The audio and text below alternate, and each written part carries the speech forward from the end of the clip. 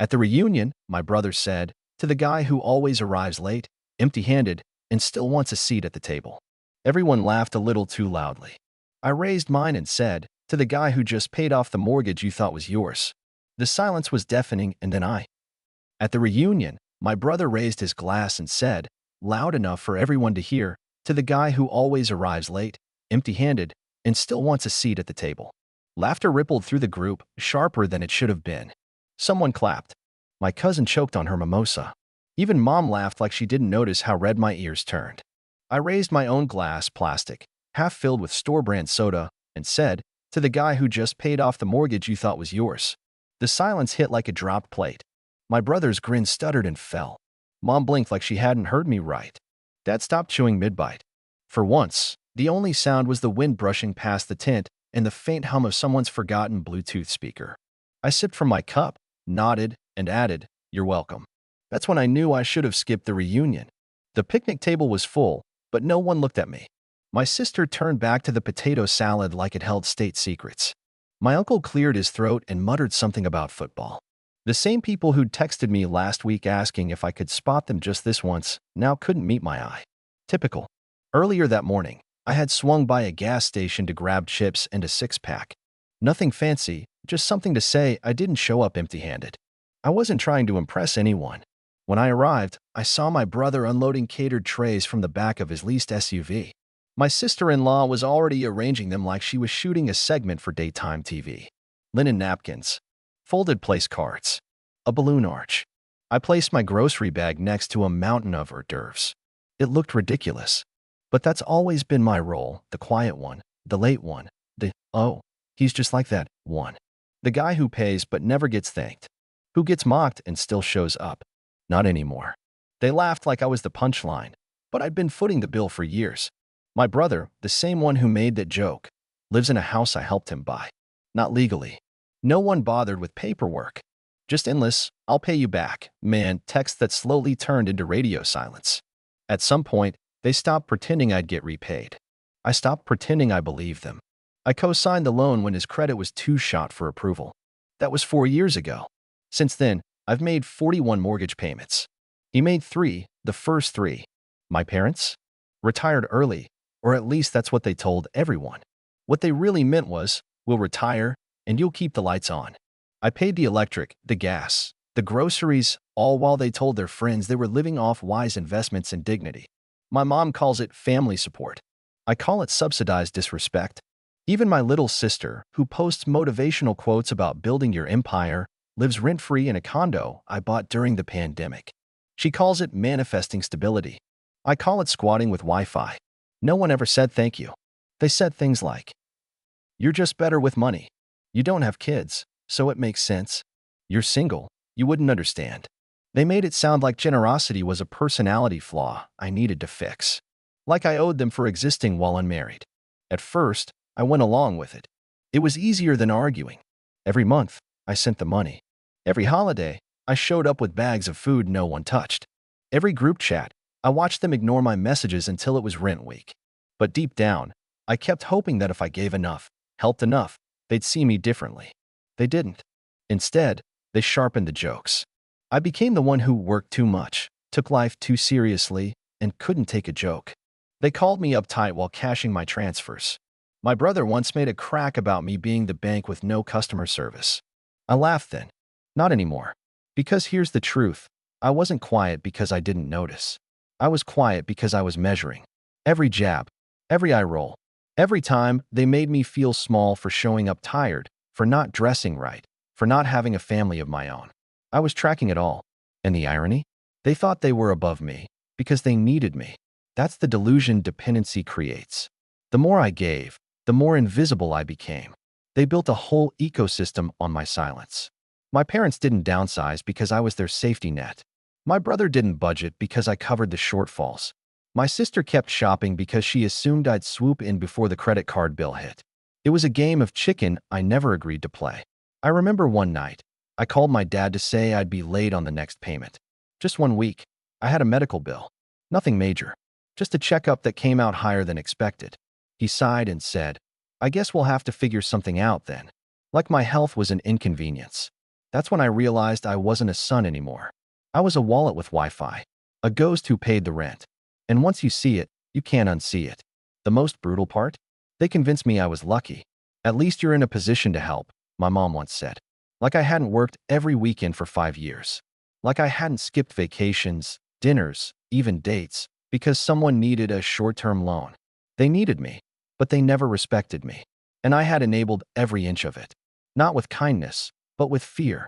Fear that if I stopped giving, I'd lose them, that they'd leave me completely. But then one day, I looked around and realized they were never really with me. They were just orbiting my usefulness. That's when the guilt started to rot. And the rot turned into rage. I didn't shout. I didn't slam doors. I just stopped replying to, "Hey, quick question," texts. I let Venmo requests expire. I stopped reminding them when bills were due. And I watched. My brother started calling me cold. My sister said I was going through something. My mom blamed my mood swings. No one asked if I was okay, only why the money stopped. It was almost poetic. The moment I stopped paying, I became the villain. But here's the twist they didn't see coming. I was done apologizing for their dependence. I didn't know them my exhaustion. I didn't know them my credit score. I didn't know them my silence. So at that picnic, when my brother raised his glass and tried to embarrass me in front of a crowd, I didn't flinch. I stood my ground. To the guy who just paid off the mortgage you thought was yours. And the look on his face, the sudden math he had to do in his head, was better than applause. Because for once, they were the ones caught off guard. For once, I was the one rewriting the script. The text came 3 days after the reunion. "Hey bro, can you send the usual for the house? We're cutting it close this month." No greeting. No comment about the toast. No acknowledgement that I'd just lit their little fantasy on fire and walked away. I stared at the message. Then I closed my phone. I didn't answer that day. Or the next. It was a strange new sensation, silence. Not guilt. Not anxiety. Just silence. I spent that weekend walking, cooking, reading. It felt like I was living inside someone else's life. One that wasn't haunted by the ticking clock of other people's bills. Then on Monday, a follow-up pinged in. Just checking again. Need to make the payment by Wednesday. Let me know. Still nothing about the picnic. Still pretending like nothing had changed. So I answered, "No." The typing bubble popped up instantly. "What do you mean no?" Then, "Wait, are you serious?" And finally, "You can't just stop. That's not fair." I didn't argue. I didn't explain. I let it hang. Later that night, my sister called. I didn't pick up. She left a voicemail. Something about being behind. About how Ethan's trying. And "I'm really stressed right now." I listened to the whole thing, then deleted it. The next morning, my mom texted, "Can we talk? I'm worried. This isn't like you." That part made me laugh, because this was exactly like me. The me they'd never bothered to see. I texted back, "I'm done funding people who treat me like a joke." 10 seconds later, the phone rang. "Mom." I picked up. "Excuse me," she said, as if she couldn't possibly have read that right. "You heard me," I said. Calm. Flat. Measured. "I'm done." There was silence. Then she tried to pivot. "We're family. Families help each other. That's always been our way." "No," I said. "That's always been my way. Everyone else just took." She didn't like that. The tone shifted. She said I was ungrateful, that I was trying to punish everyone, that I was being emotional. "Actually," I said, "I've never been clearer." Then I hung up. 20 minutes later, my dad called. I didn't want to answer, but I did, because I knew exactly what he'd say. "So, you're really cutting everyone off?" he asked, like this was a practical joke gone too far. "Yes." He gave that tired sigh, the one he used when the car broke down or the TV remote went missing. "You can't just leave us like this," he said. "I didn't leave," I replied. "I stayed longer than I should have." "You just stopped noticing." "What about the mortgage?" he asked. "It's due in 5 days. I'm not paying it." There was a long pause. Then he laughed. A dry, uncomfortable kind of laugh. "You're bluffing." "I'm not. You always say stuff like this." "No, I don't. This is new." Then I said it, the one thing that really cracked the illusion. "You mocked me. I paid your mortgage. That ends now." Silence. I could almost hear the floor creaking beneath his sense of entitlement. He hung up without a word. And that was the moment, the actual break. The fantasy shattered. The ATM stopped working. The default donor walked off the stage. Over the next few days, the group chat went quiet. The same group that used to light up every time someone needed a favor or a ride or a last-minute loan was suddenly dormant. They didn't know how to function without me. Then the guilt campaign began. My sister texted, "I'm literally crying right now. I can't believe you're doing this to your own family." My mom sent a voice note. I didn't open it.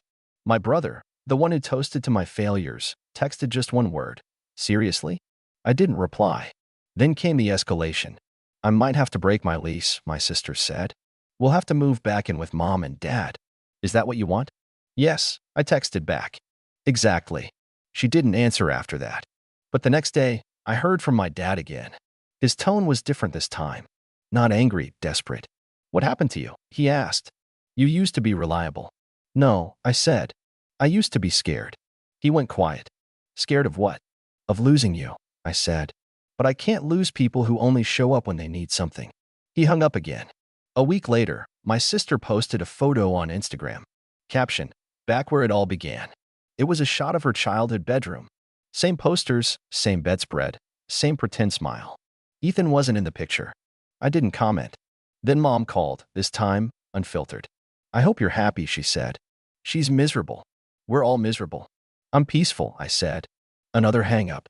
That month, I paid only one bill, my own. And for the first time in years, I slept without checking my bank app every night. But the real moment, the final cut, came 2 weeks later. My dad called one last time. I answered. "We're not going to make the payment," he said. "I know. There's a letter. From the bank." I figured. "So that's it? You're just going to watch us lose everything?" "No," I said. "I already watched you lose me. This part's just paperwork." He didn't yell. He didn't cry. He just breathed heavy into the phone, like maybe he was aging all at once. Then he whispered, "You really mean it?" "I do." I hung up. He didn't call back. And that was the moment I crossed the line I had drawn for myself for years, the line between being useful and being used. I didn't burn the bridge. I just stopped holding it up. I didn't hear from anyone for almost a month. The silence was glorious. No texts. No calls. No emails wrapped in guilt or emojis. It was like the whole family retreated into a bunker, trying to figure out how to survive without the human piggy bank. Then my mom called. "Dinner," she said. "Just dinner. No expectations." I said yes. Not because I believed her, I didn't. But I wanted to see it. To look them in the eye and measure how far the collapse had reached. They tried to make the house look normal. Clean table, reheated pasta, a bottle of wine that probably came from the discount shelf. My dad looked tired in a way he didn't try to hide. My mom wore makeup but forgot to blend it properly. My sister didn't come down. We ate. Quietly. Like strangers pretending to be family. Then my mom leaned in. "We're in a tough spot right now," she said carefully. "Just for a little while. If you could help again." I didn't let her finish. "No." Her face didn't move, but her eyes did. Sharp, defensive, calculating. "It's not about the money," she said. "It's always been about the money," I replied. "You just hated that I pointed it out." My dad tried to shift gears. "We're trying, okay? But we're not young anymore. We can't just start over." "Then downsize," I said. "Move. Get a roommate. Sell the house.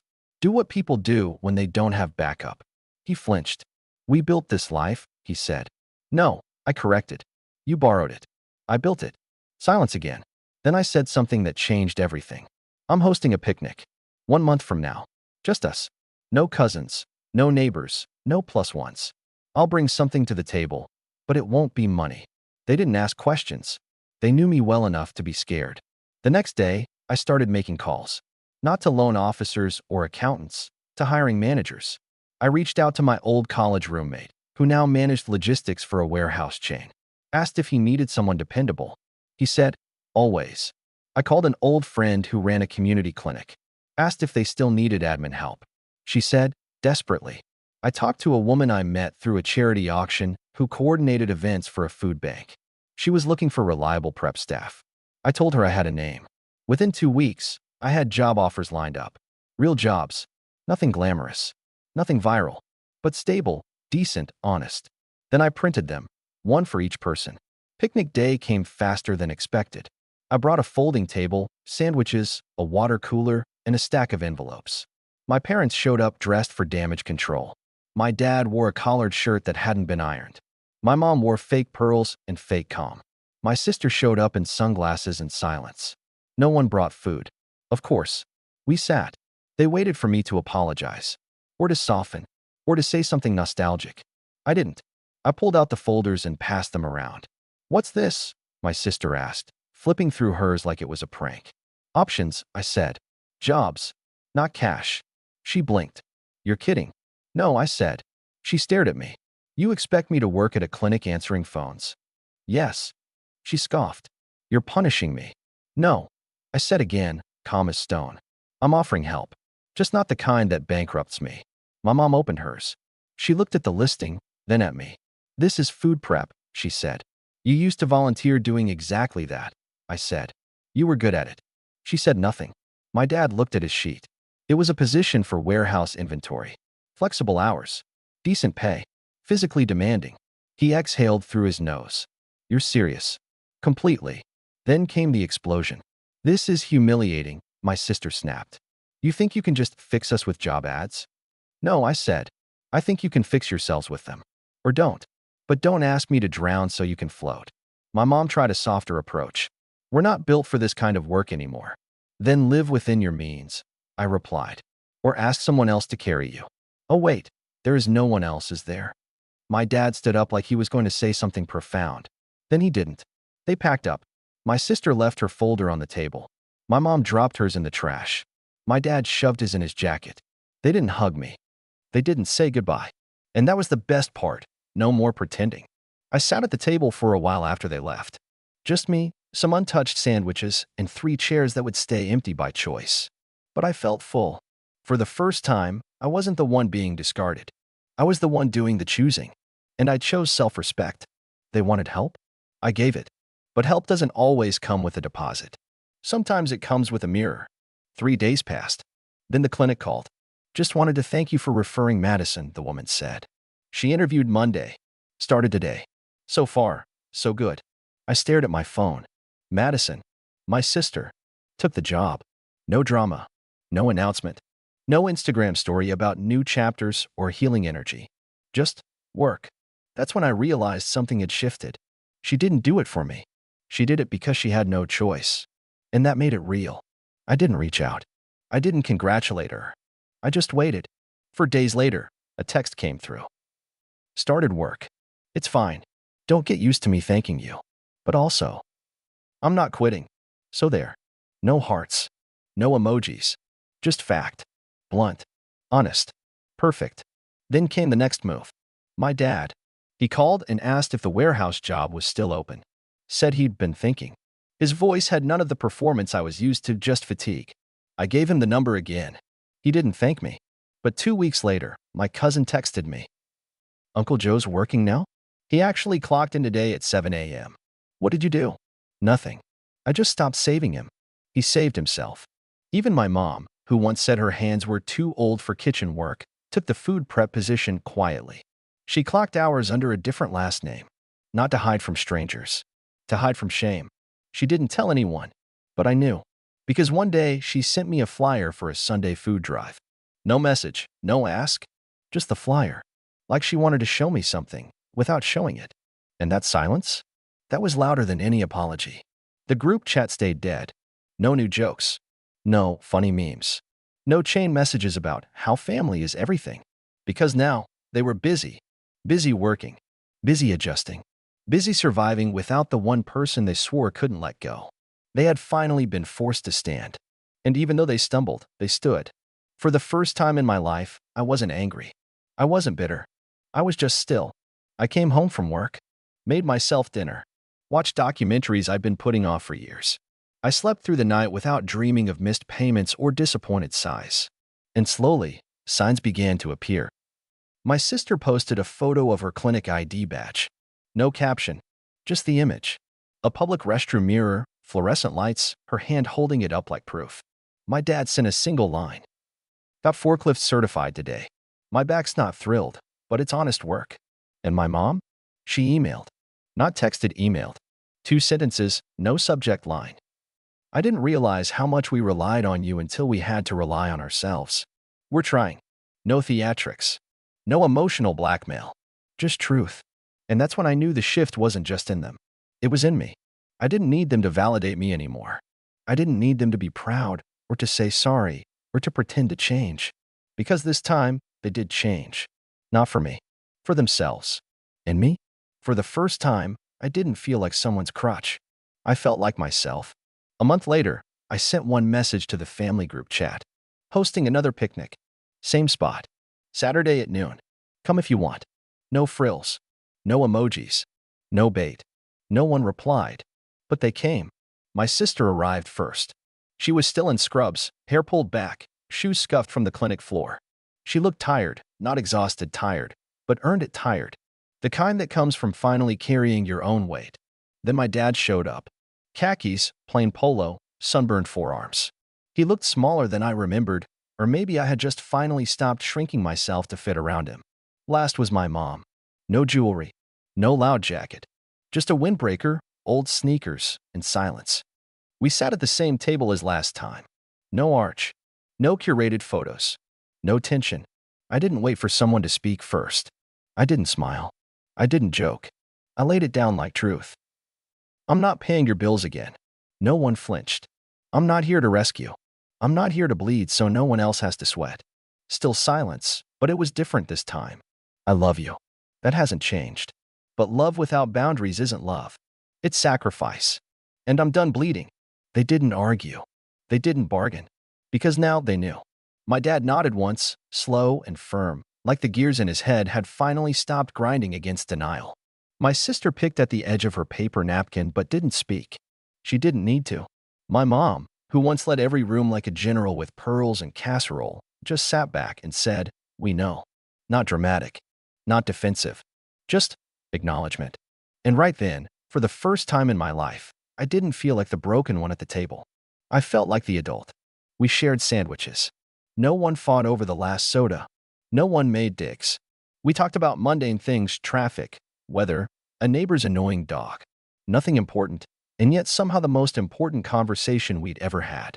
Because it was real. At the end, they helped clean up. My dad folded the table. My mom gathered the trash. My sister tied the bag and said, "I'll walk this to the bin." She didn't ask for gas money. I didn't offer. As they left, I stood there alone, same as last time, but this time I wasn't abandoned. I was free, and not just from the money, or the weight, or the manipulation. Free from the version of me that believed I had to earn love through suffering. They changed, but not because I begged them to. Because I stopped saving them long enough for them to realize they had to swim. And the most transformational moment? They did.